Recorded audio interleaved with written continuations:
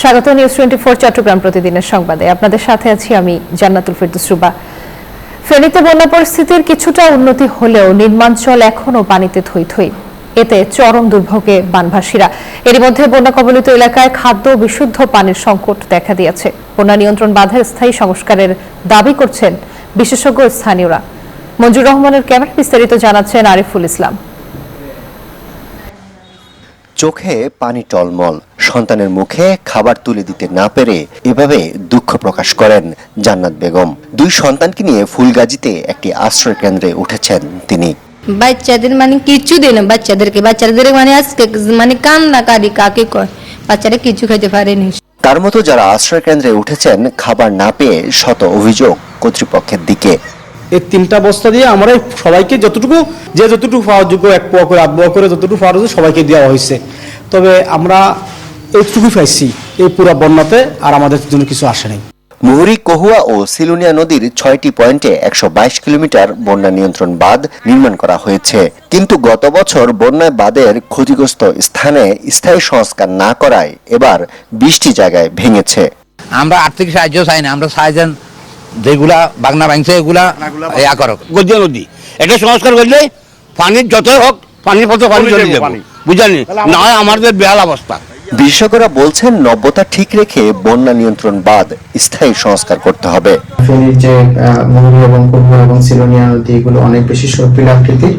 এই সর্পিল আকৃতির বিষয়টি মাথায় রেখে যদি পরিকল্পিত রূপে যদি টেকসই বাঁধ নির্মাণ করা যায় তাহলে ফেনীর মানুষ বন্যা থেকে রক্ষা পেতে পারে।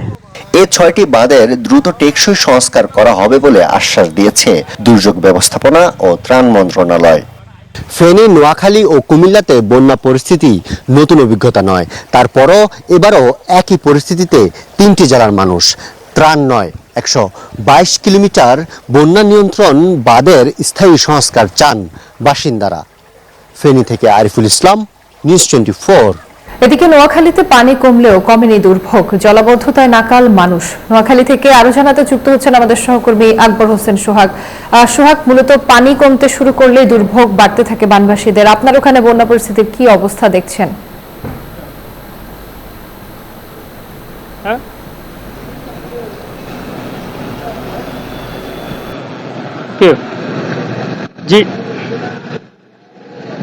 জি ধন্যবাদ। আমি আপনাকে জানিয়ে রাখি যে আমি আছি এখন নোয়াখালী। এটি আলপার্ক স্কুল সড়কটি নামে পরিচিত। এই আলপার্ক সড়ক স্কুল নামে পরিচিত এই স্কুলটিতে এখনো গত 2 দিন বৃষ্টি নাই, কিন্তু এখনো হাঁটু পরিমাণ পানি দেখা যাচ্ছে। আমার পাশে আছে একটি আমি যদি দেখা জেলা মৎস্য অফিস, এই অফিসটি পানিতে এখনো হাঁটু পরিমাণ পানিতে বিদ্যমান আছে। এবং এই সড়কটিতে আমি আপনাকে যদি দেখাই, এই সড়কটি গত 1 সপ্তাহ থেকে এখানে পানি জমে থাকে। এখানে প্রতিদিন শত শত শিক্ষার্থী স্কুলে, আলপার্ক স্কুল এবং পাবলিক কলেজে তারা আসা যাওয়া করে এবং এখান থেকে স্থানীয় লোকজন শত শত মানুষ আসা যাওয়া করে। আসলে তাদেরকে ভোগান্তি সৃষ্টি হয়। গত 2 দিন বৃষ্টি নাই, কিন্তু তাদের ভোগান্তি শেষ নেই। তারা পানি কমলেও কিন্তু ধীরে ধীরে কমতেছে, কিন্তু মানুষের ভোগ কমতি নেই। মানুষ এখানে আসলে খুবই দুর্বিষহ জীবনযাপন করছে। আশপাশে মানুষ যারা স্থানীয় বসবাস যারা করছে তারা আসলে খুবই অসহায় তারা বসবাস করছে। আমি আপনাকে দেখা যে এই সড়কটি প্রতি বছর আসলে হাঁটুর উপরে পানি এখানে জমা থাকে। এখানে আমি যদি দেখাই আপনাকে, এলজি একটি মৎস্য অফিস আছে। এই মৎস্য অফিসে পানির তলে আমি আপনাকে দেখে যে গত 4-5 দিনের বৃষ্টিতে এখানে আসলে খুবই দুর্বিষহ মানুষ আসলে তারা জীবনযাপন করে। আমি সবচেয়ে যদি দেখাই আপনাকে, আমাকে এই রাস্তা দিয়ে প্রতিদিন শিক্ষার্থীরা যে আসা যাওয়া করে তারা খুবই কষ্ট করি। এখানে স্থানীয় মানুষ নাগরিকদের খুবই ভোগান্তি। তো এখানে আমি যেটুকু বলি, দখল এবং দূষণের কারণে আসলে মূলত এই সমস্যা। তো এই ছিল আমার কাছে সর্বশেষ। আমি ফিরে যাচ্ছি স্টুডিওতে। নোয়াখালী বন্যা পরিস্থিতির খবর জানাচ্ছিলেন সহকর্মী আকবর হোসেন সোহাগ। চট্টগ্রামের বাইজিদের রৌফাবাদ এলাকায় স্ত্রীকে নৃশংসভাবে হত্যা করে লাশ 11 টুকরো করে গুম করার চেষ্টা মামলার প্রধান আসামি ঘাতক স্বামী সুমনকে ব্রাহ্মণবাড়িয়া থেকে গ্রেফতার করেছে র‍্যাব 7। স্ত্রীর পরকীয়ার জেরে প্রথমে স্বামী স্ত্রীর মধ্যে ঝগড়া, পরে স্ত্রী আত্মহত্যা করেছে এমন দাবি স্বামীর। তবে র‍্যাবের ধারণা সে নিজেই খুন করে লাশ টুকরো টুকরো করে দেহাবশেষ সরিয়ে নিতেই এমন কাণ্ড ঘটিয়েছে। নেওয়া হচ্ছে রিমান্ডে।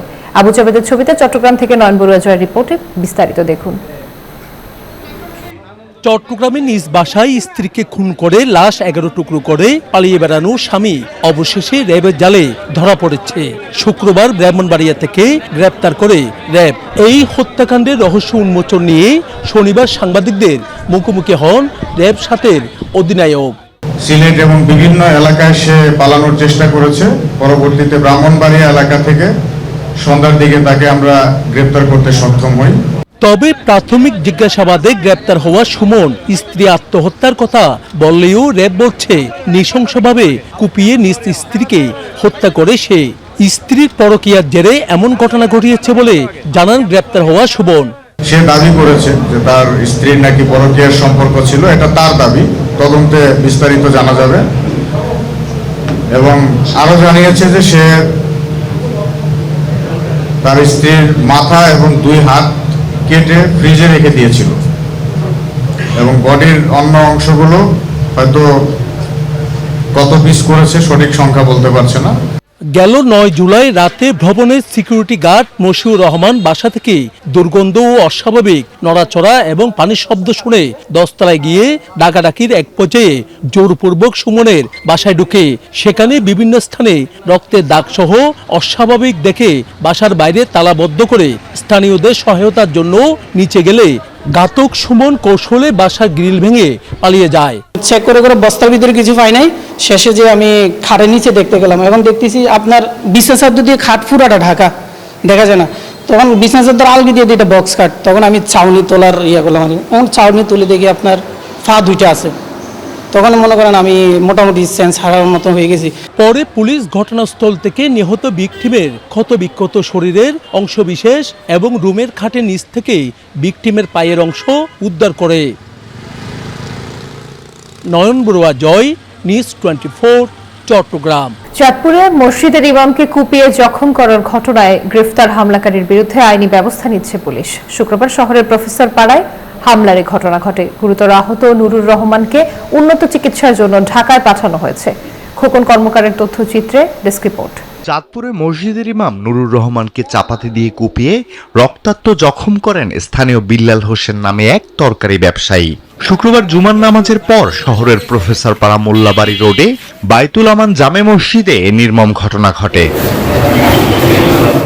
তাৎক্ষণিকভাবে মসজিদের মুসল্লিরা হামলাকারীকে হাতে নাতে আটক করে পুলিশকে খবর দেয়। পরে পুলিশ এসে তাকে থানায় নিয়ে যায়। ওই বিল্লাল যে কুপটা দিছে সে দৌড়ে চলে গেছে, তাকে ধরার জন্য লোক গেছে। আর আমাদের হুজুর খতিব সাহেব মেজের মধ্যে রক্তাক্ত অবস্থা পড়ে আছে। বিল্লালকে ধরায় না, মসজিদে আটক করে রাখা পুলিশকে খবর দিয়া আমরা পুলিশের কাছে সর্বজন করে দিয়ে দিচ্ছি। অন্যদিকে গুরুতর আহত নুরুর রহমানকে উদ্ধার করে চাঁদপুর সরকারি জেনারেল হাসপাতালে ভর্তি করা হয়। পরে তার অবস্থা আশঙ্কাজনক দেখে কর্তব্যরত চিকিৎসক তাকে উন্নত চিকিৎসার জন্য ঢাকা প্রেরণ করেন। তার আঘাতটা মেন মাথায় ছিল, একটা ধারালো অস্ত্রের আঘাত। আমরা তাকে অবজারভেশনে রাখি, এরপর সিটি স্ক্যান অ্যাডভাইস করি। সিটি স্ক্যান রিপোর্টটা খারাপ আসে, যার কারণে তাকে ঢাকায় গ্রেফতার করা হয়। এদিকে হামলাকারীর বিরুদ্ধে আইনি ব্যবস্থা নেওয়ার কথা জানিয়েছে পুলিশ। যিনি আছে ব্যক্তি, অভিযুক্ত ব্যক্তি, ওনাকে আমরা আইনের আওতায় এনেছি। এই বিষয়ে মামলা রুজু করা হয়েছে এবং উনি ঘটনার বিষয়ে স্বীকার করেছেন। এই ঘটনায় অন্য কেউ জড়িত কিনা তা তদন্ত করে বিচারের দাবি স্থানীয়দের।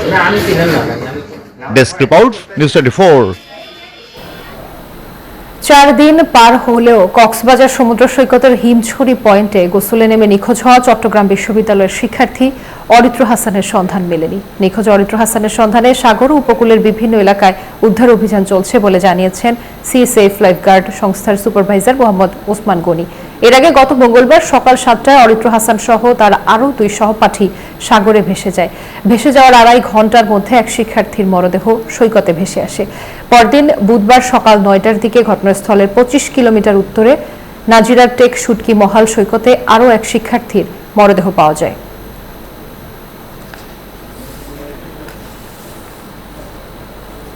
চট্টগ্রাম প্রতিদিনের সংবাদে নিচ্ছে একটি বিরতি, সাথেই থাকুন। আবারও স্বাগত নিউজ 24 চট্টগ্রাম প্রতিদিনের সংবাদে। খাগড়াছড়ির মাটিরাঙ্গায় বাস ও মোটরসাইকেলের মুখোমুখি সংঘর্ষে দিবালা ত্রিপুরা নামে এক নারী নিহত হয়েছেন। সকালে মাটিরাঙ্গা জোনের আওতাধীন সেলাই প্রশিক্ষণ কেন্দ্রের সামনের সড়কে এ দুর্ঘটনা ঘটে। প্রত্যক্ষদর্শীরা জানান চট্টগ্রামগামী শান্তি পরিবহনের একটি বাস সেলাই প্রশিক্ষণ কেন্দ্রের সামনের সড়কে পৌঁছালে মাটিরাঙ্গাগামী একটি মোটরসাইকেলের সাথে সংঘর্ষ হয়। এতে দিবালা ত্রিপুরা ঘটনাস্থলে নিহত হন। এ ঘটনায় বাইক চালক গুরুতর আহত হয়েছেন।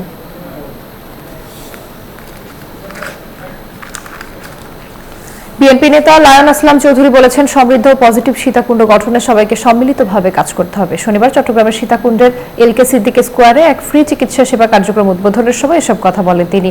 এ সময় সুবিধাবঞ্চিত মানুষের সেবা, দুর্যোগ দুর্বিপাকে সহযোগিতার হাত প্রসারিত করা, শিক্ষা ও সামাজিক উন্নয়নে ভূমিকা রাখা সহ সীতাকুণ্ডের উন্নয়নমূলক কাজে সবাইকে এগিয়ে আসার আহ্বান জানান তিনি। জুলাই আন্দোলনের শক্তিকে ধারণ করতে জেলায় জেলায় শহীদদের কবর জিয়ারত করেছেন গণ অধিকার পরিষদের সভাপতি নুরুল হক নূর। তারই অংশ হিসেবে শনিবার পেকুয়াতে শহীদ ওয়াসিম আকরামের কবর জিয়ারত করেন ভিপি নূর। ফাঁসিয়াখালী শহীদ কাউসারের কবর জিয়ারত করেন তিনি। পরে পেকুয়াতে গণ অধিকার পরিষদের পথসভা অনুষ্ঠিত হয়। এতে সভাপতিত্ব করেন চট্টগ্রাম মহানগর যুব অধিকার পরিষদের সভাপতি শাহিদুল ইসলাম। এই ছিল নিউজ 24 চট্টগ্রাম প্রতিদিনের সংবাদে। আরো সংবাদ বিশ্লেষণ জানতে ভিজিট করুন news24bd.tv। ধন্যবাদ।